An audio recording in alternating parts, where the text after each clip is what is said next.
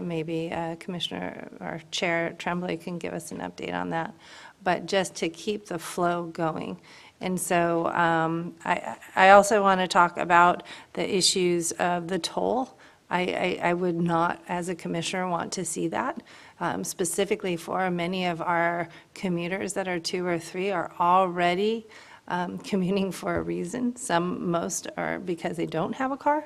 And so then you're giving them another cost associated, which I just think is detrimental. We're trying to give everybody a step up, not a step back.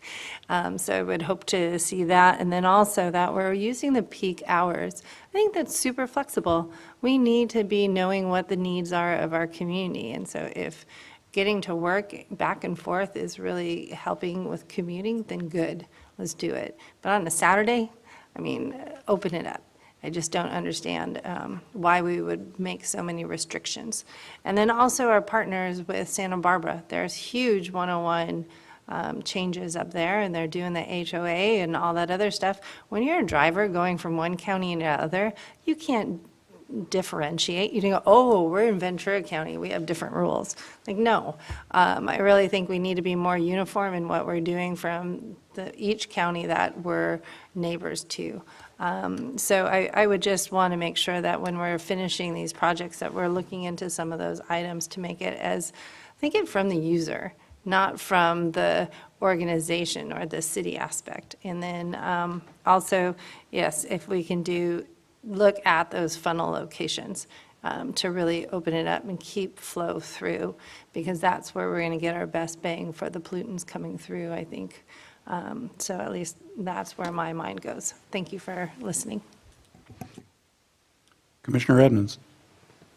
Yes, thank you very much. When you're doing the study and with the recent advance of the bicycle to electric bicycles, and it's just become huge, are you looking at active transportation along the route? Or is this simply cars and vehicles? This study is addressing the impact to active transportation that crosses our corridor. So wherever we have an impact to a street that's going over or under the freeway, or that if it's running parallel in an area where there's a physical impact, then we do consider active transportation needs in those areas.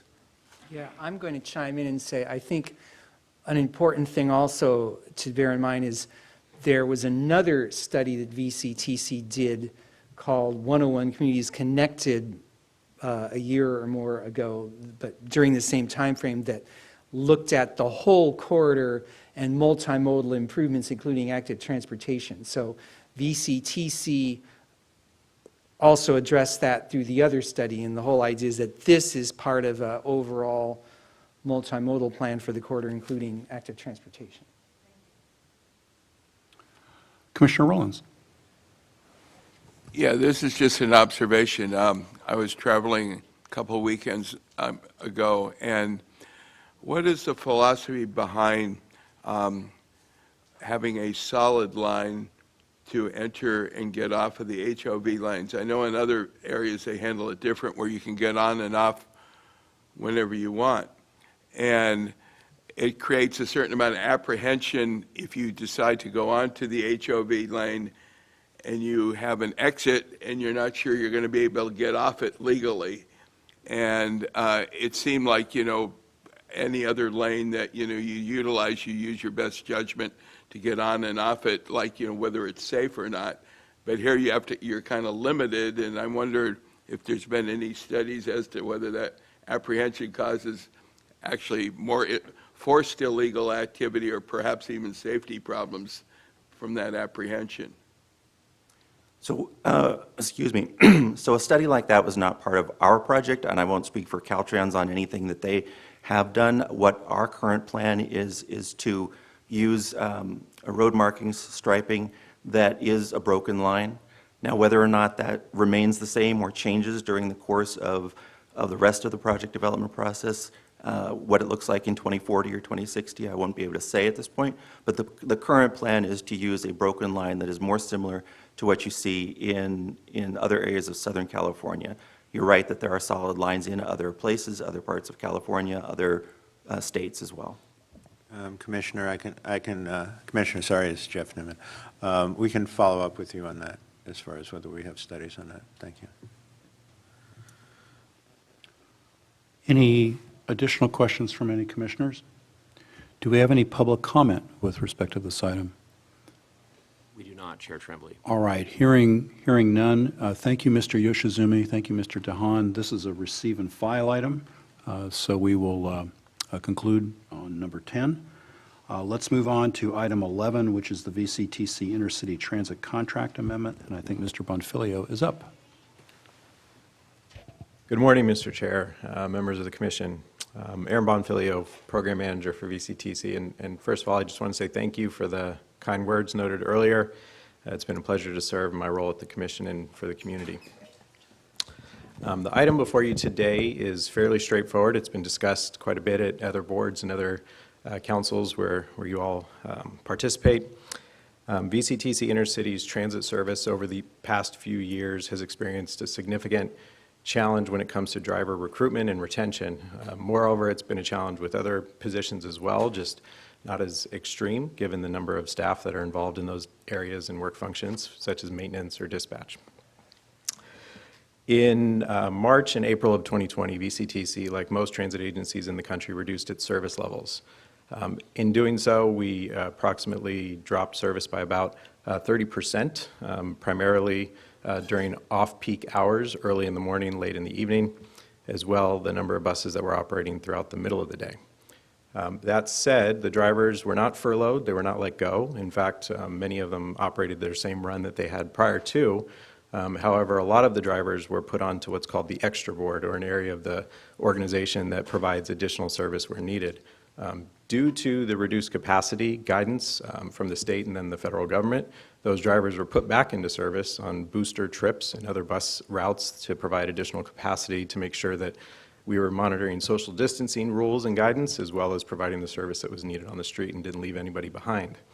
That said, over the course of the next year and a half, VCTC assessed the amount of service demand that was on the street in conjunction with the variety of local ordinances and state changes over the term of the pandemic, which reopened the economy.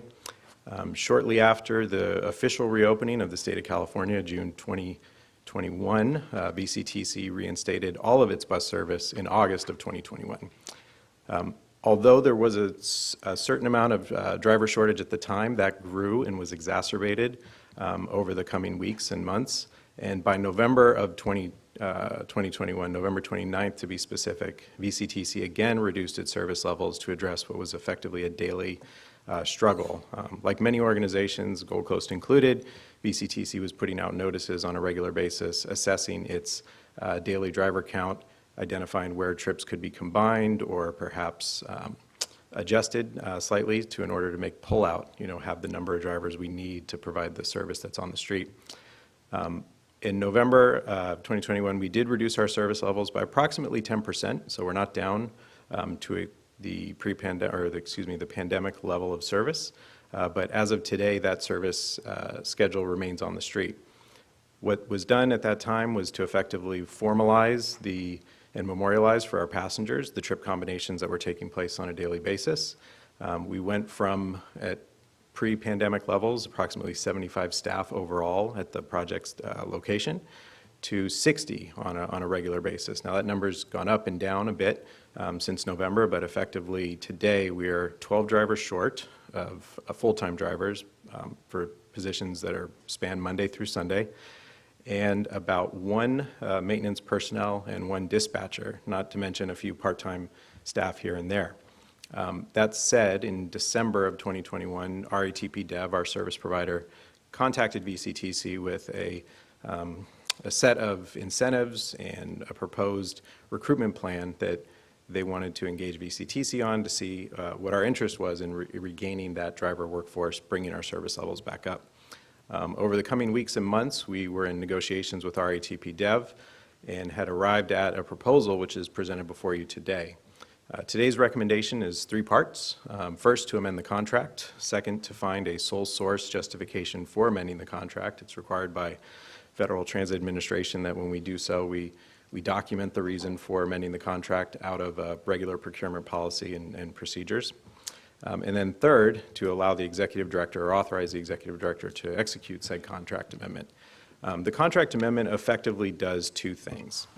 It allows for RATP Dev to raise rates in all job classifications for hourly staff across the organization. While the cost model at the time in 2018 anticipated certain changes to legislation such as minimum wage, the current market and job recruitment environment, it did not account for what was effectively an extreme inflationary period for service sector jobs. Across the country, nationally, whether it's transit or any other service sector position, employers, organizations are having trouble recruiting and retaining those employees, especially as an employee like a bus driver who's highly trained, goes through a significant amount of training prior to even serving the public, then is subject to recruitment efforts around the country or even around the neighboring area. I won't name any particular organizations that have taken our drivers, but we go through a training regimen of approximately 4 weeks and license the driver who may have come in with just a regular Class C license. And then that person, that individual, is highly sought after. And in fact, local school bus companies, other transit districts will recruit at our bus stops asking drivers to come by, not Gold Coast. We have a very good relationship. However, we still struggle. And with the current cost model that RATP prepared in 2018, we found it to be insufficient. You'll see in the staff report, there's a table documenting the number of transit agencies here and in the region that have recently adjusted their wages, and in fact, VCTC is now officially at the bottom of the scale as it relates to driver positions. So this item before you today is to adjust for that, make sure that we can recruit and retain drivers at a competitive basis for an ongoing stretch for the remainder of the contract term, and also to adjust for other positions as well, which are laid out in the contract amendment itself. And with that, I'd be happy to answer any. Well, let me clarify before the next set of questions. VCTC and RATP Dev did come up with this proposal, and in fact, RATP Dev's providing the other half of the compensation needed to address the labor wage difference. So, for example, the adjustment that we're asking for today covers approximately 50% of those additional wages that are going to go to drivers and new staff, while RATP Dev is going to cover the other half. In addition, RATP Dev is going to cover all the discretionary quarterly incentives that they're going to provide to drivers and new hires, and likewise will continue that on for the remainder of the contract term. So with that, I'd be happy to answer any questions. Thank you, Mr. Ronfilio. Let's start with questions. First one up is Commissioner Bill de la Pena. Thank you, Chair Tremblay. Good morning. I'm glad you mentioned the incentives. That was my question, that we are seeing quarterly bonus programs. Is this now something brand new? It is. I believe RATP started it in January of this year. Their staff recently went through union negotiations, and although the CBA hasn't been finalized yet, it's my understanding that they started an incentive program earlier this year. Okay, thank you.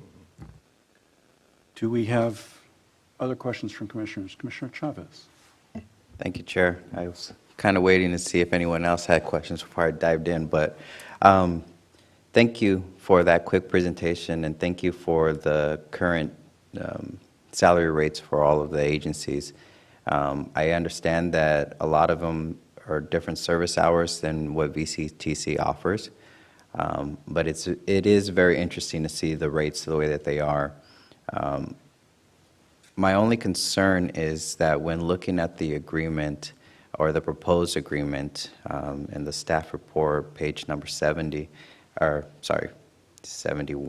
where it shows the effective wage rates, the minimum rate isn't changing over the next, from 2022 all the way to 2024. It's remaining the same for $20 for a driver, but we're seeing the maximum rate increase by $1 each year. So I guess ultimately the question is, how are operators that are coming into the business seeing those increases to reach the top pay. So I guess first, how long does it take to reach top pay? Because there's some agencies that say you have to be full-time for 10 years before you even see top pay. In LA Metro, it's 11 years before you see top pay. So how long is it going to take to reach top pay? You know, that is a great question. And as a contract agency, we technically do not,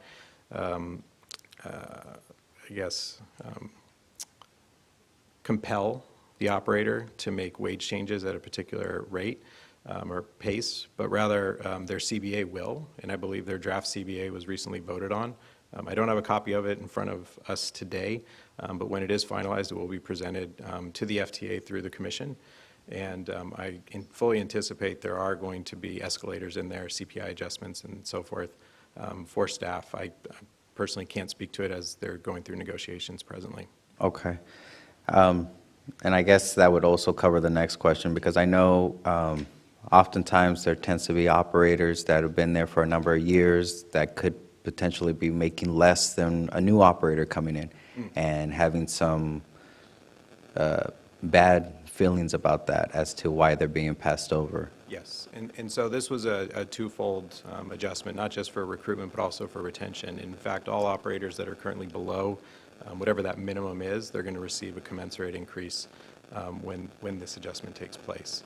Again, it's a bit out of our hands as a contracting agency, but that's the commitment by RATP Dev. And in fact, this contract amendment does not go into effect until they provided VCTC with all of the backup that those wage adjustments have taken place. Correct, and I appreciate that, that contingency. I'm also thinking about in terms of if our contractor is unable to meet the service levels that we're trying to put out, what is our safeguards? Well, the contract does have a handful of liquidated damages incentives. It's not in our interest necessarily to penalize the contractor for struggles that they have that are beyond their control. Right. But for example, we believe, and they agree, that these adjustments will better equip them to handle what was effectively a pandemic-caused or somewhat force majeure situation where wages suddenly did not compete. Now, do they have something called like a mandatory overtime, or they probably call it something else? But is that something that they utilize on their operators? I believe it will be changing with the CBA, but presently only certain driver classifications would fall into that category. Okay. Just final comments in regards to this one. It is a challenge. I know it's a challenge for all transit agencies across the country that are dealing with this. You know, salary rates is a big issue for people.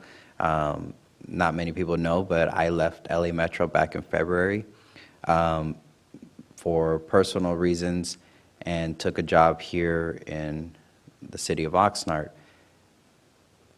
It is very challenging, and it's a changing environment in public transit. It's not what it was a few years back. The pre-pandemic, it was one way. Now, pandemic struck, it turned to a whole new light. And a lot of operators felt used and abused, for the lack of a better words, because although that service was reduced, it was still a hardship on them. And many operators, not saying VCTC or here in Ventura County, many operators mistreated their employees by not providing them with the adequate safety precautions to protect them. But I would like to see that agreement with the contractor and their employees, only because I think it's important that we're taking care of our employees, especially those that we expect to, although they're not directly our employees, but to be able to have them feel that they are part of a team, that they are doing something positive. When you see a salary starting rate of $17, but other agencies in the area are 18 or above, you know, even Thousand Oaks is 19. Of course, that's effective date in July of 2022. But Thousand Oaks only has about, I think, 5 routes maybe, and their service hours are not that long. So definitely we have to do better when we're looking at public transit, working conditions for our bus operators and the other categories that we have. I know it was mentioned that mechanics, dispatchers, supervisors, managers, and then you even have individuals in those same categories actually out there driving the buses to meet service demand. So the final question is, are we looking at rollout or actual service hours when we're determining the success of a day? Well, I would look at the current schedule, making sure we meet the schedule that's planned first and foremost, protect the service. As a former driver, Class B, and have sat in that seat, and then as a supervisor, had to deal with the challenges of calling people on their day off. So absolutely, our goal is to make pullout. It's like a Broadway show that not a lot of people care about when you're backstage. But at the end of the day, we make sure that people are out there and that the public gets picked up and nobody's stranded. We'd like to bring service levels back to 100% or more. We've talked recently about Santa Clarita. I know from experience with the commission that there's demand for more service, say from the Santa Clara River Valley to places like Oxnard or Camarillo more expediently. Unfortunately, it is a zero-sum game, and we're talking about either taking resources like staff or buses, not necessarily budget.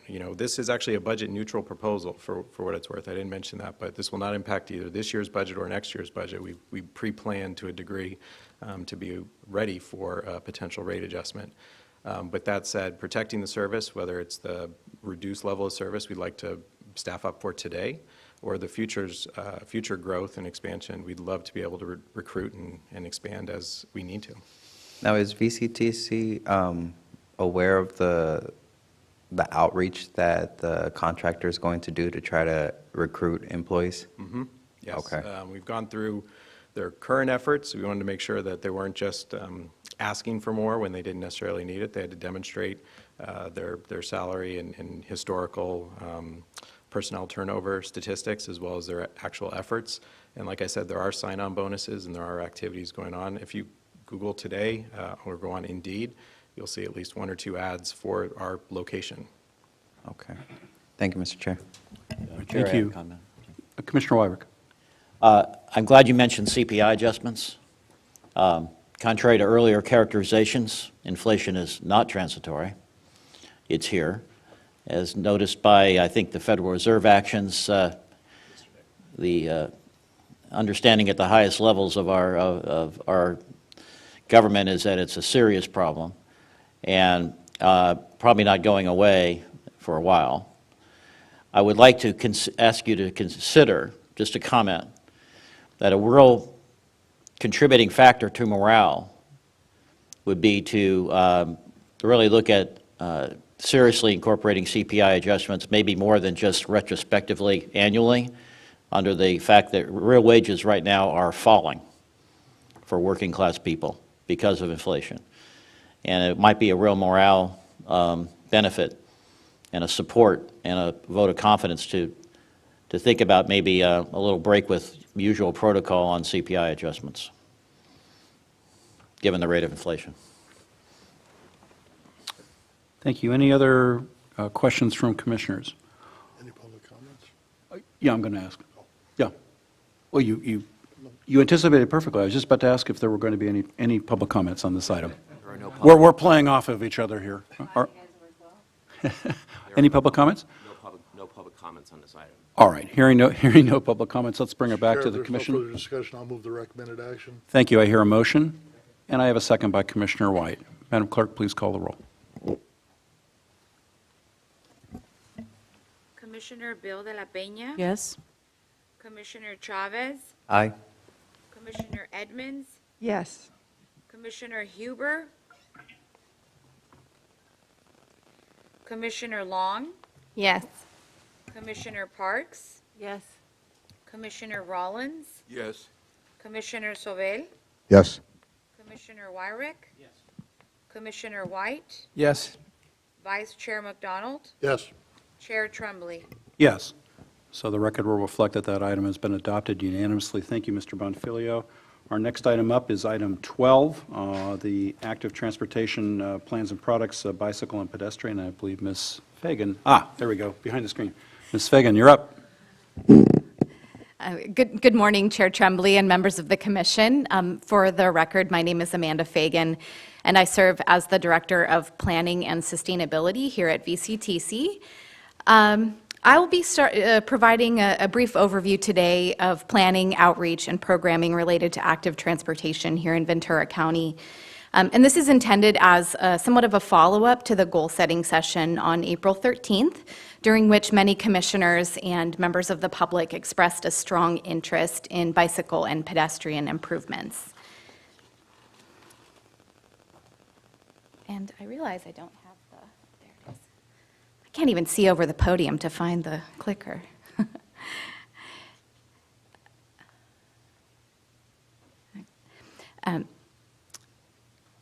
Adopted in 2008 by VCTC, the Ventura Countywide Bicycle Master Plan provided a blueprint for bicycle transportation and recreation in Ventura County. The master plan was intended to maximize funding, improve safety, and encourage cycling, to expand the bicycle network, and to enhance the quality of life in Ventura County. The plan resulted in Caltrans approved, or Caltrans compliant rather, bicycle transportation plan documents in all 10 incorporated cities and for unincorporated areas of the county. Since the bicycle master plan was completed, total bike lane mileage has increased in the county by approximately 35%, which I'll address more fully later in the presentation. In 2017, the Commission approved the Bicycle Wayfinding Plan to identify and prioritize inter-county and intercity bicycle routes and to develop common signage.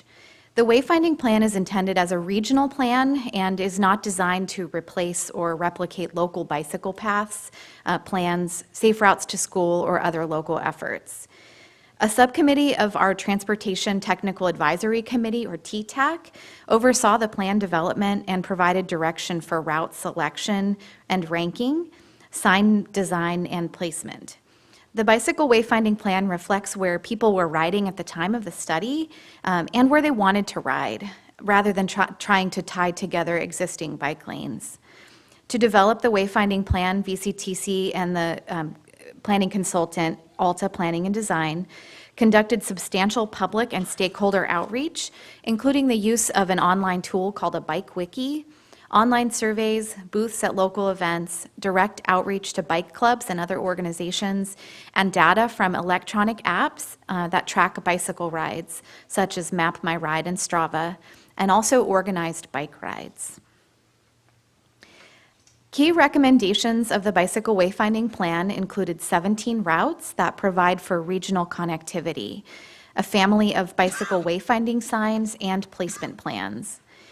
The proposed routes were evaluated according to a series of prioritization criteria that included route readiness, need, safety, comfort and skill level, regional connections, and community support, and resulted in a prioritized list of the top 10 bicycle routes. One such top 10 route is the Santa Paula Branch Line bike trail.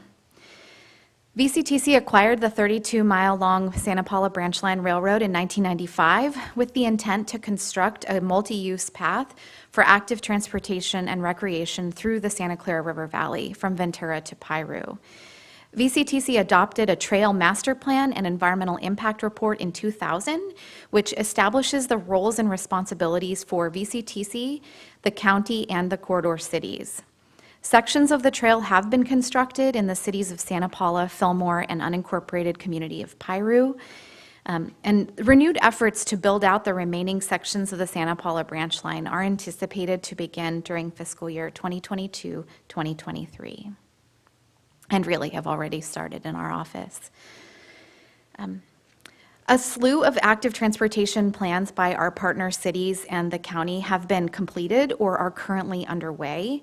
Noteworthy plans ongoing include the County of Ventura's Active Transportation Plan, as well as the City of Oxnard's Sustainable Transportation Plan and the City of Ventura's Active Transportation Plan, which are being completed in a similar cycle to the VCTC Countywide Comprehensive Transportation Plan update. Also related to the Santa Paula Branch Line Trail, an active transportation plan for the Saticoy community was completed in November of 2020 through the Southern California Association of Governments Disadvantaged Communities Planning Program. And that recommends a mix of bicycle and pedestrian facility types that facilitate biking and walking throughout the neighborhood and provide connectivity to neighboring communities. As far as ongoing VCTC planning efforts, the Ventura County Comprehensive Transportation Plan update will synthesize and incorporate active transportation infrastructure, plans, and policies from the county and our incorporated cities, and make recommendations to improve active transportation infrastructure, facilities, policies, and programs. I should also mention that recent VCTC studies have emphasized the importance of investments in active transportation. And as my colleague Peter DeHaan mentioned earlier, the 101 Communities Connected Multimodal Corridor Study found that active transportation projects generally received among the highest scores on the Communities Connected Index, which was the performance metrics that was used to evaluate all of the projects in the 101 Communities Connected study. Of the 24 projects with the highest Communities Connected Index score, over 60% of those projects were active transportation projects. In January of 2022, with assistance from our county and city partners, VCTC staff conducted a survey of each of the cities and the county to update bike lane inventory data. As of February of 2022, there are a total of 84.3 miles of Class 1 shared use paths, about 380 lane miles of Class 2 bike lanes, 76.3 miles of Class 3 bike routes, and 1.1 miles of Class 4 bikeways, for a total of 559.5 centerline miles of bicycle facilities countywide. This reflects an increase of nearly 200 centerline miles of bicycle infrastructure countywide between 2008 and 2022, an average increase of 14 miles per year. Based on the updated bicycle lane inventory data, VCTC worked with Maps.com as a contractor to update the regional bike map for release concurrent with Bike Month in May of 2022. Updated data is available online at goventura.org/gettingaround/bike. Fold-out printed bike maps will be distributed to local bike shops at community events and available upon request from VCTC. We had hoped to have those bike maps available today, but they're not quite ready yet. But we should have them ready later this month for distribution. We're also working on another project that I've mentioned to the Commission that we're calling Biking VC, Routes and Tips for Beginners and Families, which will be a beginner and bicycle-friendly series of routes around the county, along with information to help folks feel comfortable riding throughout our communities. As has been mentioned earlier in the meeting, VCTC is celebrating Bike Month in a variety of ways, including anyone who pledges to bike in the month of May being eligible to win a $250 gift card. And I won't go through all of this again because Martin has also mentioned it as well. But we're in the process of updating our web page as well to include safety tips and Class 1 trails and other information around biking. The state, and now with a little switch from planning and outreach to programming and how bicycle and pedestrian infrastructure actually get funded and programmed in our communities. The state legislature established the Active Transportation Program in 2013 to support projects that encourage active transportation, including biking and walking. Applications for the 6th cycle of funding are due on June 15th, and we anticipate that several of our Ventura County cities and the county will be applying. Eligible projects include preparation of active transportation plans, as well as design and construction of specific projects. No match is required for active transportation grants. However, projects with a larger proposed match receive more points in the project selection process. Half of the funds available at the statewide basis are distributed on a statewide level to projects selected by the California Transportation Commission. And this allocation is based on assigned project scores of up to 100 points. Once the top scoring projects have received half of the funds, the remaining funds are then divided up with 10% of the total funds available on a statewide basis allocated to projects in smaller communities, and 40% of the total funds being distributed by population to larger regions, including Ventura County. During the fifth cycle, the County of Ventura also received our county's first ever project selected at the statewide level with an award of $6,195,000 to the El Rio Pedestrian Improvement and Safe Routes to School project, which will build over 4 miles of sidewalk for the El Rio community. For funds distributed at the regional level, in our case by SCAG, each county transportation commission can add up to 20 points to the previously assigned California Transportation Commission score of up to 100 points. The projects are then ranked using the resulting scores, with the share of funds for each county going to the highest ranked projects. And in the fifth cycle, Ventura County's share of this funding was approximately $4 million. And I know this is complicated, and I will admit I am not the expert on this. This is Peter's department. But I share all of this with you to demonstrate that the funding process for active transportation projects at the state and regional level is complicated, and we don't necessarily control the scoring other than our 20 points allocation. Recently renewed under the Infrastructure Investment and Jobs Act, the Federal Congestion Mitigation and Air Quality, or CMAQ program, provides funds to transportation projects that demonstrate air quality improvements, including bicycle, pedestrian, and transit improvements, and alternate fueled vehicles in areas that violate federal air quality standards. VCTC's apportionment of this funding is approximately $11.8 million per year, about half of which is traditionally used by VCTC for bicycle and pedestrian improvements. VCTC distributes the funds through a call for projects, with projects prioritized based on quantitative scores that are assigned through consultation with our TTAC, the Transportation Technical Advisory Committee, and our Transit Advisory Committee, or TRANSCOM. Staff is moving forward with a call for projects for CMAQ funds that are available through the IIJA, with guidelines expected to be brought to the Commission for approval in September. Under the state's Transportation Development Act program, 2% of the annual revenues each year are set aside for bicycle and pedestrian expenditures, which can be both maintenance and capital. Based on VCTC's adopted policies, 25% of these TDA Article 3 funds are distributed to local jurisdictions for off-street bicycle path maintenance, based on the share of each jurisdiction's bicycle path miles. The remaining 75% of funds are distributed through the same call for projects as the federal CMAQ funds, and will be addressed in the revised call for projects with the guidelines expected to come to the Commission in September. So I just wanted to leave you sort of broadly speaking with our general philosophy related to active transportation improvements, and that's that we as a staff do seek to incorporate active transportation improvements and policies and projects into all of our project development and reviews when we look at environmental impact reports, for example, by our partner agencies. We're always looking for opportunities to incorporate and advance active transportation throughout our communities, wherever possible. So with that, I'd be happy to answer any questions that you might have. Do we, Commission, have any questions for Ms. Fagan? Commissioner Sobel.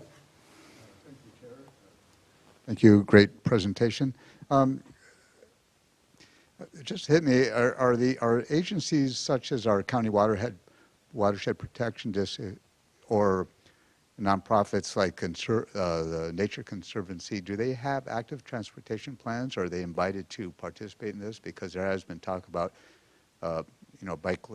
biking possibilities through the river and the Santa Paula Creek as well. So active transportation plans are typically created and adopted at the city or county level, but partners such as the Nature Conservancy and bicycle advocates and others are certainly included in that planning process. I know the county is undergoing an extensive community outreach process, as have both the city of Oxnard and Ventura, those ongoing active transportation planning efforts. And we are trying to partner with those agencies where we can on our outreach as part of the comprehensive transportation plan update. I had been a little concerned that we might confuse the public with so many ongoing planning efforts. So we've been trying to talk with one another, and in the case of the upcoming comprehensive transportation plan pop-up events that were shared earlier, we'll actually be sharing a table with the folks from Bike Ventura who are supporting the county's active transportation planning efforts. So we're trying to when information comes to us about a need for active transportation assets, then we're trying to also share that with the applicable jurisdictions wherever we can. So the plans themselves are generally adopted and created at the city or county level, but with lots of input from the public. Since the watershed protection is a county thing, would they be involved in the conversation? I don't think they are, but maybe they are. I know in the meetings that I've sat in on, I have heard folks on the line from Watershed Protection District, and you can correct me if I'm wrong, looking at Christopher Kurgan, the director of the county's transportation department. So. That is correct. Watershed Protection, they have been involved in certain aspects, and then certainly our contract between the Countywide program and plan, certainly is looking at all routes and opportunities for connecting various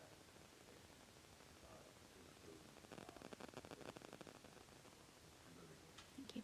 And if I recall too, there's policies in the county general plan that do address bikeways through on watershed property where applicable. So, and I'm seeing a nod, so thank you for confirming that. All right, any other questions from commissioners? Are there any public comments on this item? There are no public comments on this item. All right, we'll go ahead and, this is a receive and file item, so without objection, we'll go ahead and receive and file. Ms. Fagan, thank you very much. Thank you so much. That takes us to item 13, which is the update from our recent goal-setting session. Mr. Erickson. Thank you, Chair Tremblay. And I first just want to thank the commissioners. Many of you were able to attend the April 13th goal-setting session. I feel it was a very productive session. I want to, again, commend my staff, and I think the good work we were able to accomplish on that day. This final item is really just a review of the goals, the 10 near-term goals for us to accomplish in the upcoming year, the 5 midterm goals, and then you added a goal to each of those 2 for a total of 17 goals, which I just realized is the same number of commissioners we have. So I think that's a nice a nice number to work on. Just a few reflections on the goal-setting session. I think at least I was impressed by the hidden talents of our chair in his ability to facilitate a session. I would say he would give Phil Donahue a good run for his money, and I do wish we'd had a little more time for Amanda Fagan's formative transportation experience icebreakers, because I'm still thinking about some of the ones I heard and some of the ones that were shared. So I intend that will be something we can bring back for our strategic planning session, which, again, I thank you all for agreeing to go through early in the year 2023. I'll just note that just in our, I think, really good meeting today and the items we discussed, we touched on several of the goals, including reaching consensus on the future of the 101 corridor, congestion, wildlife connectivity, managed lanes, and environmental review. implement strategies to promote transit ridership recovery by approving this RATP Dev agreement, working with partner agencies to implement the bicycle wayfinding plan, reinvigorate the process to complete the Santa Paula branch line multi-use path, and finally, prioritizing building new bike lanes and the integration of e-bikes as a transportation mode. That was just one meeting. I really didn't even really plan it that way, but I think it does show that we have alignment with the goals which you've adopted, and I am very excited, a little daunted, but excited about how we are going to address these in the upcoming year and beyond. And just, again, want to thank all of you for your participation, your work, and your input on these challenging but very important issues of transportation for Ventura County. So that's really my item. It's just a brief recap. The goals are contained there, and I've also attached the PowerPoint, which is online, and was sent out to you also. Good. Thank you, Mr. Erickson. Any questions from any commissioners? Any public comment? All right. I have a question as to where these goals are going to appear. Are they going to be on our website? When we were approving the minutes, I was even thinking maybe we should actually have them attach the minutes, but I'm just wondering how we can get this out to the public and also have it there for, reference. Thank you, Commissioner Parks. We plan to include them on the website. We are also looking to incorporate them into the budget document, so they will be there. And we're also exploring additional avenues to promote them into the community, whether through our different community events or some other means. But we plan to promote them and disseminate them. All right. All right, thank you, Mr. Erickson.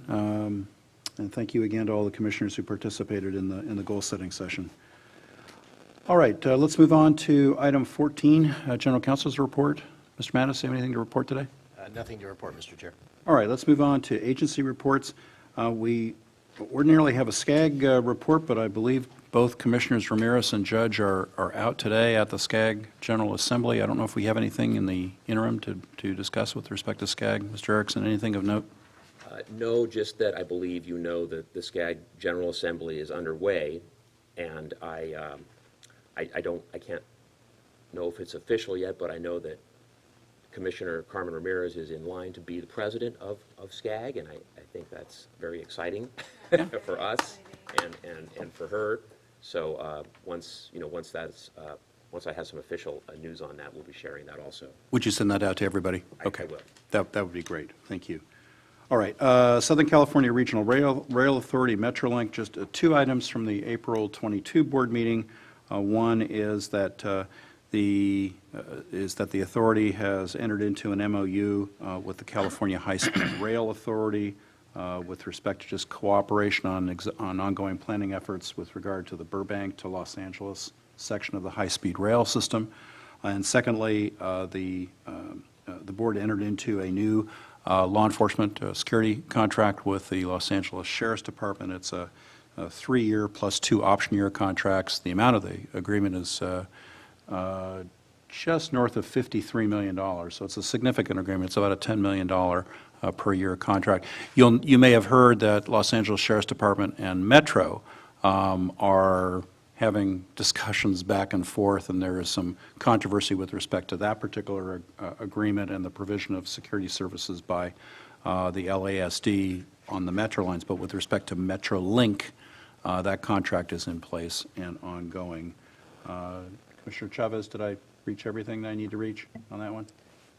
Those two items, and then that we're shifted to a 10-day flex pass. Right. Good. So we're looking forward to that. We have a number of items that are coming up in stages throughout this upcoming year, and the 10-day pass is one of them.